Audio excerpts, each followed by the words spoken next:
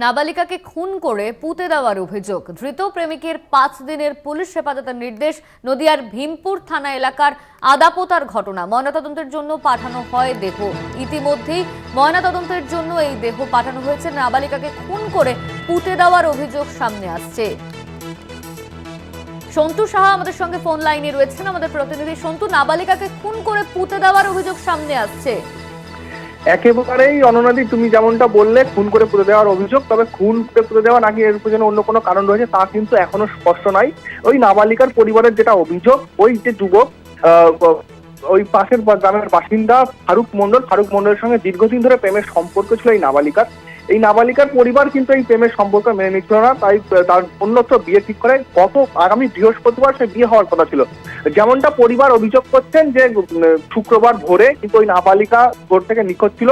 পরিবারের যেটা দাবি যে ওই নাবালিকাকে নিয়ে অপহরণ করে ওই যে যুবক ফারুক মণ্ডলটাকে অপহরণ করে নিয়ে যায়।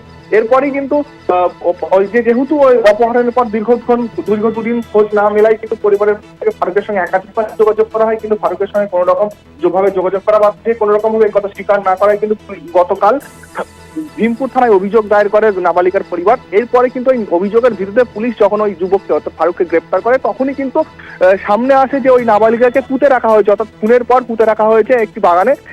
এরপর পুলিশ কিন্তু সে ঘটনাস্থলে পৌঁছায়, ঘটনাস্থল চিহ্নিত করার পর যেমনটা এখনো পর্যন্ত ওই যুবককে পুলিশ জিজ্ঞাসাবাদ করে জানতে পেরেছে, ওই যুবকের যেটা দাবি যে ওই নাবালিকার সঙ্গে দীর্ঘদিন প্রেমের সম্পর্ক থাকলে পরিবার তা মেনে নেওয়ায় তারা দুজনে পালিয়ে যাচ্ছিল।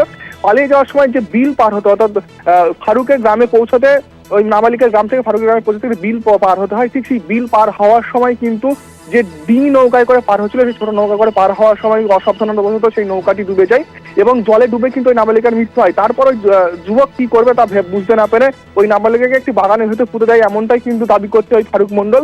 যদিও ইতিমধ্যে আদালতের নির্দেশে ওই দেহটি তোলা হয়েছে এবং ওই যুবককে আদালতে তোলা হয়েছে, তাকে 5 দিনের পুলিশ হেফাজতের নির্দেশ দেওয়া হয়েছে।